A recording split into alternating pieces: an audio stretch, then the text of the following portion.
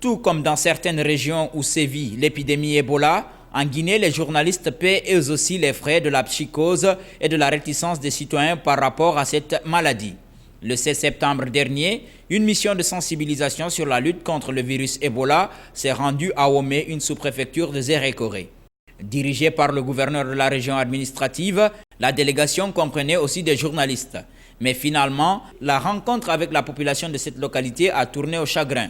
D'après les autorités, des villageois en colère se sont violemment attaqués aux visiteurs. Bilan officiel, 8 morts dont 3 journalistes.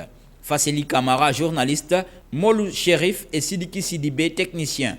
Le week-end dernier encore, des journalistes et des avocats ont été empêchés par des hommes en tenue militaire de poursuivre leur mission d'investigation sur la zone des massacres du 16 septembre. Bien que munis d'un ordre de mission signé par les autorités, ces journalistes et avocats se sont vus soumis à l'interrogatoire dans un camp militaire avant d'être dépouillés de leur matériel d'enregistrement et de photographie.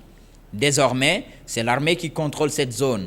Celle-ci interdit à quiconque d'y accéder, même muni d'ordre de mission dûment signé. Ceci révèle des incohérences au sein des services de l'État qui rendent la lutte contre Ebola plus difficile. Face à cette situation, la liberté de la presse se sent plus que menacée par la présence de l'épidémie Ebola en Guinée, comme le témoigne le rapport de Reporters sans frontières qui place la Guinée au rang de 102e en matière de la liberté de la presse pour l'année 2014.